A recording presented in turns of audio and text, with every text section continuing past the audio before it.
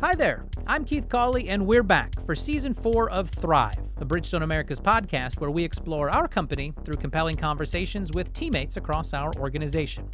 Now, if you've been a listener through the first 3 seasons at all, you've hopefully been introduced to the Bridgestone E8 Commitment, which is our global corporate commitment guiding specific contributions that Bridgestone will make to a more sustainable future. Now, here in Bridgestone Americas, we're delivering on that Bridgestone E8 Commitment by following our North Star framework, which you will remember is the roadmap for what we do and how we do it in our region, focusing on 4 pillars: our foundations, our vision, our business, and our team. And now we take a look to the future, and it's time to introduce the voice through which Bridgestone will communicate these initiatives. Today we talk to Sara Correa, our Chief Marketing Officer at Bridgestone Americas, to discuss the launch of What Really Matters as the next chapter in the story of the Bridgestone brand. You'll soon see it in content and creative found on television, social media, and channels beyond, but don't call it a marketing campaign. It's a behavioral platform designed to show through actions, not advertisements, what really matters to Bridgestone. We hope you enjoy this conversation. Well, we are joined today by Sara Correa, who is the Chief Marketing Officer of Bridgestone Americas. We're going to talk about some exciting things coming to life that are related to the North Star, to the Bridgestone E8 Commitment, but a new campaign that is tying all of these things together. Sara, welcome to the podcast. Thanks so much. Yeah, so what really matters is getting to know you first, but what really matters is then the campaign that we're going to talk about that is coming up for Bridgestone here in the near future. But to welcome you in, you've now, it's been about a year. You've gotten acclimated as a CMO at Bridgestone Americas. What has this first year been like for you to kind of see the company and now reflect on being about 12 months in? Yeah, I mean, it's been a great first year. I always say it's been as advertised in the best possible way. I think that, the culture that I was exposed to in my early conversations, I would say throughout the organization, as well, of course, as binging on Thrive before I arrived, was really one of the things that drew me to Bridgestone. And it is as advertised. It's a great company with, I think, a very clear vision for the future and a culture of collaboration, of cooperation, of humbleness with teammates that delivered against everything I was hoping it was going to be. And so it's been a great first year. Yeah, I do remember talking to you in one of your first weeks, and you said that the podcast was very helpful in your learning and your onboarding. So the check, again, is in the mail for future guests. That's how we choose our guests, is how many episodes they've previously listened to.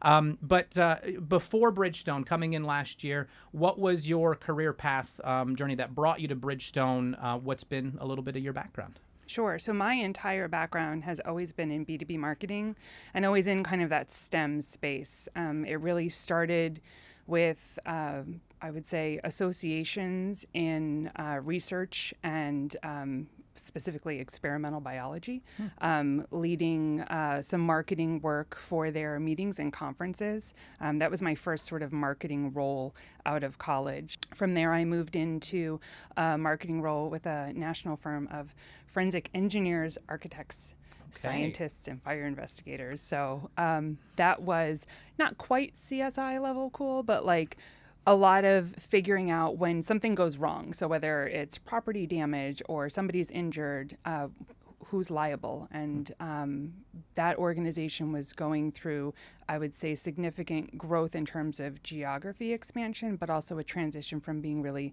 singular owner-led to being employee-owned.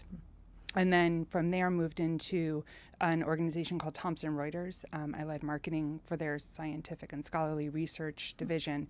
There we really focused on what we considered to be the practice of science, which would be the research, the creation of original work in largely, I would say, the STEM space, a bit of arts and humanities, and then the business of science. So how you would patent that, how you would fund research, how you would identify researchers to come to your institution.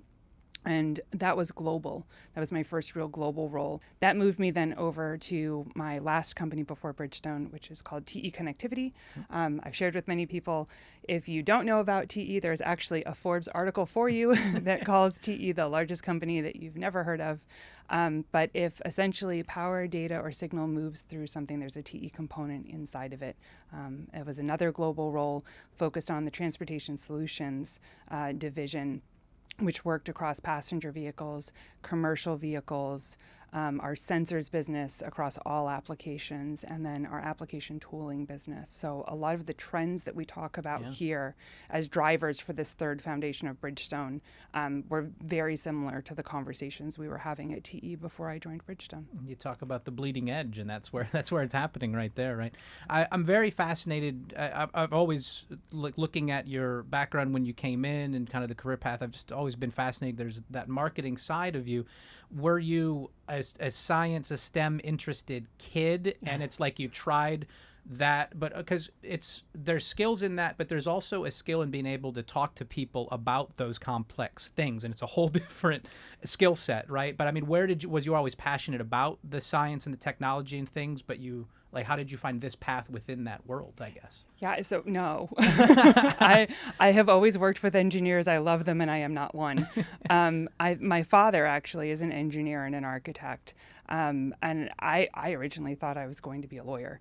I studied international affairs. Not me, I can tell you I did not think that, yes. But I call myself an accidental marketer early in my career, and I think that I'd always thought about marketing as being this really creative, kind of artsy discipline, which is also not me.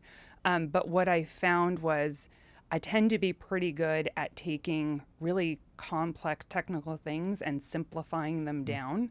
And that translation has been really important in my marketing role. It's also, from a leadership perspective, been really important as I think about all of my roles have been change oriented.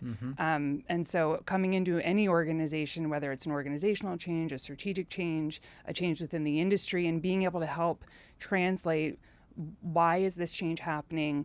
Why is it important? What does it mean? And how do we move forward? I think my skill is not on the STEM side or necessarily the kind of creative side of marketing. I think it's in that translation that marries up the two. Yeah. When you were looking at the opportunity with Bridgestone, and did you know enough of them from more of an innovative technology and maybe material science space? Because I think a lot of people, they think of tires and they only think of it when they need to think of it, and they're black and round and they're not anything fancy, but they're incredibly technical, incredibly scientific. Did you have already kind of that perspective on Bridgestone as a company and then a product manufacturer coming in? Yeah, I would say I did, because I had moved in the same sphere from a transportation industry. So I was aware of sort of where tires fit within the ecosystem. I understood concepts around connected tires and the whole V2X, what that means in terms of a connected mobility future. In terms of my own personal tires, did I understand the technology that went into them? Probably no. But I think that with any role, what was important for me is understanding it has to be a two-way fit, right? Like you have to be able to bring something to a role in an organization that you think is a valuable add to them. And I think some of my kind of B2B background, my SaaS background, felt like it was a really good fit for where Bridgestone was headed. But you also need to get something in return, because I think that we're all constantly growing and developing, and we all have new skills that we want to acquire. And I have not worked in retail. I have not done B2C before. And so I think that one of the things that was a really great opportunity is I felt like I brought something to the table, and I also felt like I was going to gain something that Bridgestone could bring to me that I haven't had a chance to do before in my career. Yeah, well, and I think that's a nice segue into kind of the topic at hand today on the larger spectrum, which is the What Really Matters campaign and the What Really Matters just platform that we are looking to go to with Bridgestone.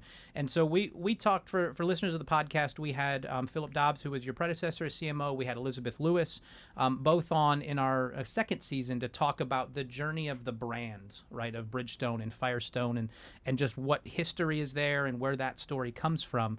But But a lot of that, as we talk to Philip and see what we've done traditionally, is around product marketing, and this is a different shift. But I think from your point of view, what really matters in terms of the campaign? Not what I'm not going to ask you what really matters, Sarah, but what is the campaign? What really matters if somebody were to ask you what it is, and how does it fit into this whole Bridgestone E8 and North Star ecosystem that we have now? At its core, what really matters is how we talk about what we do every day in pursuit of our North Star, and why that matters to the future that we see for Bridgestone. And so when I think about whether it's an internal teammate or a partner that we want to collaborate with, or a consumer at the end of the day who's putting a tire on their car, I think we all have spent so much time really understanding the North Star, aligning our day-to-day to make sure everything we do is in pursuit of moving that agenda forward. But the ability to really talk about why that's important outside the walls of Bridgestone, and how that helps us deliver against the E8 commitment, right? So why does delivering against the North Star help us create a better, more sustainable future for generations to come? I think really comes through in that human-to-human language we talk about in what really matters. Yeah, and I think that's a challenge a lot of the time, is we get lost in our terminology and sort of jargon, both from a scientific or a marketing or whatever side. And it's like, if we can go back and tell it to our neighbor or tell it to our parents and our siblings, this is what it is, and they go, oh, I get that. Like that's often a challenge that you have to try to overcome, right? What do you see then as the shift that is happening? Because like we said, traditionally the marketing campaigns that we've seen, at least in recent years, been built a little bit around sports, but also even in those, it's a message of performance of product, right? Yeah. And so a lot of tires. This is very different. How is that? Yeah, well, I think part of it is just the natural evolution of the company, right? So this third foundation is Tires Plus, digital services and solutions available via platforms, underlying sustainability throughout everything that we do. And so the brand has to represent that shift from the world's largest tire and rubber company to a company that is now really focused on being purpose-led, in pursuit of being a sustainable mobility solutions company. And I think that when you start thinking about a purpose-driven brand, it's that shift from pure performance, right? Which is the product kind of campaign that you talked about, to helping people understand your why. And the totality beyond kind of speeds and feeds is what we used to talk about it in a SaaS world, of not only the benefit that your product delivers, but the impact that has on whoever is consuming it. Again, whether it's a teammate understanding why Bridgestone is a great place to work and how it's going to grow their career. It's an investor choosing to invest in Bridgestone over another stock. It's a collaborator of ours wanting to co-create the next solution for us. You have to sort of win hearts and minds, not just based on speeds and feeds and product performance. Yeah, and for those who may not be from the technology software, we like to try to, when I can call out acronyms, I feel very smart. But SaaS is software as a service, right? So big S on both ends with two little A's. Another big S. I have a friend who is big in that world. He has a dog named Sassy, but it's Sassy with the two A's in the middle because he's a software as a service fan. But for that reference there for people. And that's an interesting thing, right? And I've heard E and some others refer to it more as a they don't want to call it a marketing campaign, right? It's a behavioral platform. So we're learning our language, which really drives what you just said, which it's purpose driven, right? What are the behaviors this campaign will drive as opposed to the products we're pushing people to buy, right? Yeah, and I think what's really great about thinking of this as, because words matter, and the difference of an ad or a campaign is it's a moment in time. And they're beautiful, and we're still going to create beautiful ads. But thinking about what really matters as a behavioral platform, we're doing a lot of this work today. This is really about how we tell the stories of what our teammates are doing, the products that we're developing, the digital solutions that we're building, how do we bring those outside the walls of Bridgestone and talk about why it matters to our customers, why it matters in service of the North Star and E8. And so the idea of a platform is really making sure what we're focused on is showcased to the world. Yeah, and I think you've mentioned there's different audiences in that. We're trying to win hearts and minds and get people acclimated to and feeling good about who we are and what we're doing. But like you said, the B2C, that realm that you're coming in, is where I think most people have seen, unless you work in the commercial space or work in one of the other areas, the B2C is where the larger swath of people know Bridgestone, right? From seeing commercials and seeing digital and social media. But this is not just a pure B2C. Like when we say a marketing campaign or a behavioral platform, this is not just a B2C platform, correct? No, exactly. And I think that's where the positioning and sort of the segmentation of our audiences becomes so important. And that's another thing that'll be different, I think, compared to my understanding of how previous ad campaigns, for example, have rolled out, is this is a very targeted approach, because the what really matters differs by audience, right? So what really matters to a small fleet is going to be different than what really matters to a dealer or a consumer that walks into one of our BSRO stores. And getting that message right and making sure that that content shows up in the right channels. You know, a large fleet has a whole buying committee around decisions when we're talking about tire plus data connectivity, service through a digital platform that connects to an ecosystem of other partners. And the way that we tell that story, where we tell that story, and the value at the end of that story for that customer is very different than a person who's putting tires on their car or going in for an oil change. Yeah. Well, and I think too, like listening to Paulo on the Bridgestone E8 Commitment conversation that we did a little bit ago, and he was saying that the why of the E8 commitment, why it's important, is in part because of the stakeholder ecosystem that we now are working in the world around us. A lot of people are wanting different things, and those are consumers, those are partners, those are customers, those are innovation, potential co-creation opportunities, and investors and the like. So you can't really omit any of those audiences now in the current world. Like, you have to find a way to reach all of them. Is that accurate? I think absolutely. And that's where a bit of, the way that this marketing organization is structured is what I call the hybrid model, right? So we've got this center of excellence that really cares for the enterprise needs. And then we've got marketers in each of our businesses who are embedded in their products and their customer needs and their customer segments. And I think part of the change and rollout plan for this campaign or platform, as opposed to probably historically, is that everything that we do is through the lens of what really matters, which means the way that we position commercial tire solutions to fleets is going to be done through what really matters, but it's deeply focused on that segment of customers. We have the consumer replacement team already in market talking about what really matters for DriveGuard Plus. And I think that the ability to tailor those conversations to the right audience based on what we know about them and how they move through Bridgestone is what's really, really important.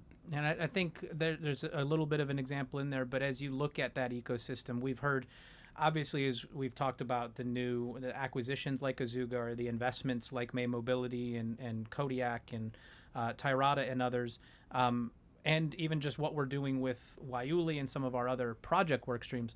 What are, I guess, some examples to you of what really matters coming to life as the voice, like you say, of Bridgestone E8 Commitment or North Star, right? Yeah, I mean, I think you just listed a whole bunch of really great examples. I'm good. I've got them memorized. We've kept them quite on stock, yes. I think when we're doing this right now, we're on the heels of Music City Grand Prix. And so to not think about racing as a great example, for any teammate that doesn't know, our new Waiuli race tires made their debut at the Indy 500 in the Pit Stop Challenge and are now going to be the alternates in the Music City Grand Prix race. And so you think about being able to show sustainability in action, and that historic link we've always had of using our motorsports platform as sort of a proving ground for new technology. What really matters there is how we think about sustaining the sport that we love, which of course is motorsports and racing, but then bringing that to the rest of our portfolio. We have similar partnerships with the Predators here through the CORE program, with our Adaptive Athletes partnership, how we can leverage some of these marketing platforms, which historically, again, had been about brand recognition and reach around product performance, to really focus in on how are we creating opportunities, if not for product innovation in racing, for equitable access to opportunities for underserved communities, so that it is, of course, brand is important and reach is important, and our sports partnerships give us a platform that is perfectly suited to that. But in pursuit of what? It's in pursuit of creating something better in the world for the communities where we live, where we work, where we move, where we play. Yeah, and I think the content that I've seen, right, that tagline really lingers on. It's what really matters is not, necessarily things currently for the world around us, but getting generations. It's not getting us down the road, but generations down the road. So building that impact that lasts and is positive. And I think you can start, when people start to see it, that all the things you're saying will hopefully start to connect and make a little sense. Sustainability is a word, obviously, that we've talked a lot about in these conversations, but you've mentioned it a couple of times. And, sustainability is a word that can be buzzwords to some people. I think we've done a job of trying to explain it in detail and in specifics to our listeners. Paulo obviously is passionate about it and he tries to articulate it.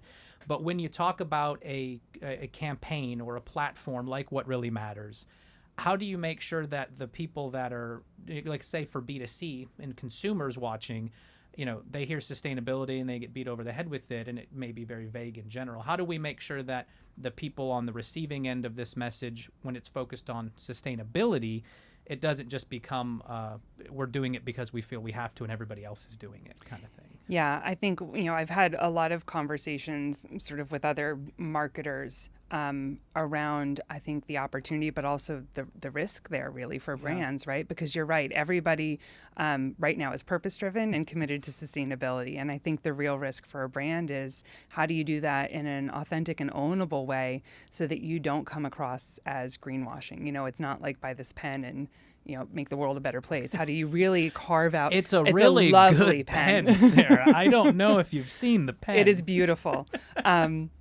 But I think this is actually where a lot of our frameworks, I think, give us credibility, right? So you think about something like the North Star and E8. And again, what really matters is just bringing that language to the world in a more human-to-human way.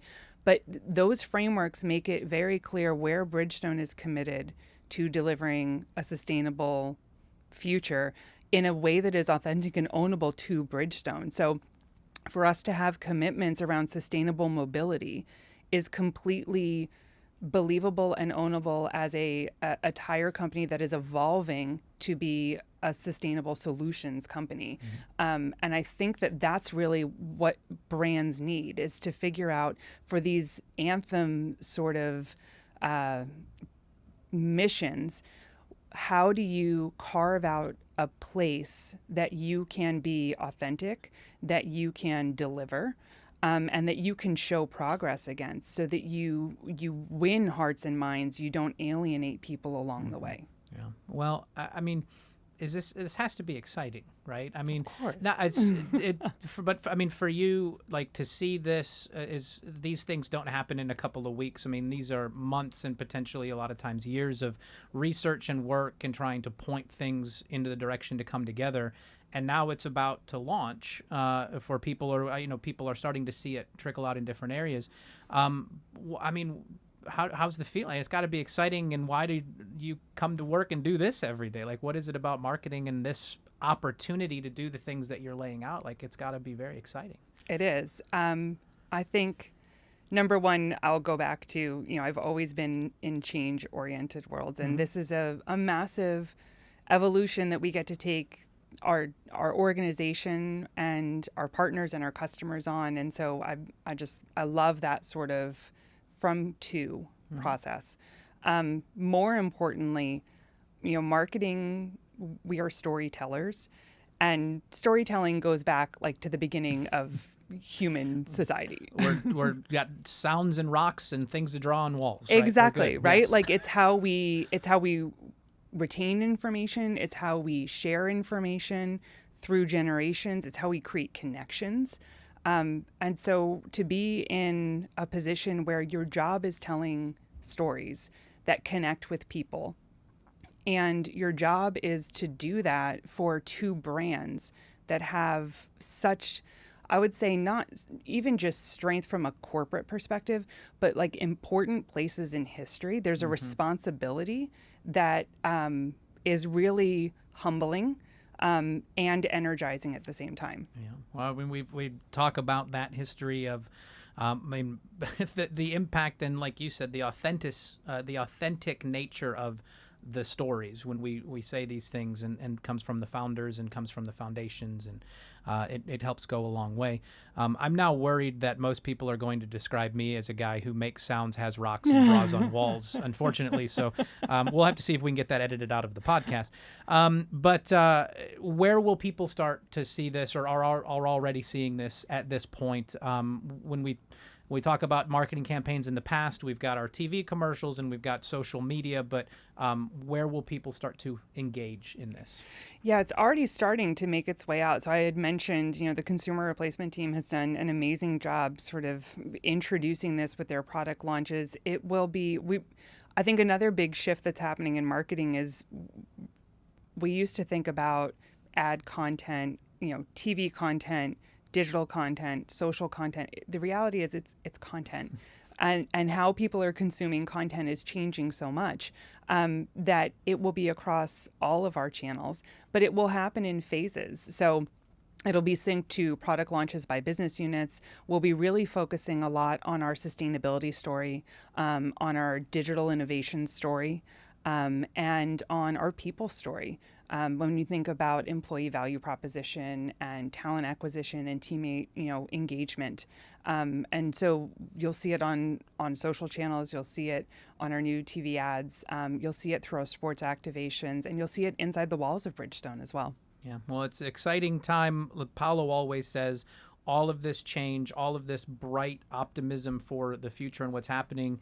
And we've said this becomes the voice of that, right? How we talk about it, how we see it lived through the North Star, through the E8 commitment. So we'll look forward to learning more, to feeling more, the hearts and minds coming together, right? But appreciate the time, the perspective, Sara, to kind of give us a high-level overview of it and a little bit about you and your background. We're happy to have you at Bridgestone. Thanks for having me. Yeah. You may have already seen some of the What Really Matters content trickling out as you watch TV or scroll through your social media feeds. In focusing on our actions and impact, we're hoping to connect with people beyond the performance of our products and truly communicate the purpose that our company has behind the Bridgestone E8 commitment. There's certainly more of this to come as well as the platform rolls out, but you can start to learn on your own by going online to whatreallymatters.com. And, of course, if you're also online or exploring on your media channels, you need to catch up on anything here with the Thrive podcast. You can find every episode of our first 3 seasons available wherever it is you listen to podcasts. Of course, you can also watch episodes from Season 3 forward on the Bridgestone Americas YouTube page. And wherever you hear us, feel free to give us a rating, a review, and tell us how we're doing. Or you can always send a question as well, an episode idea, or feedback via email at thrivepodcast@bfusa.com. Thanks for listening. I'm Keith Cawley, as always, telling you to keep on keeping on. And remember that at Bridgestone, today, tomorrow, together, we thrive.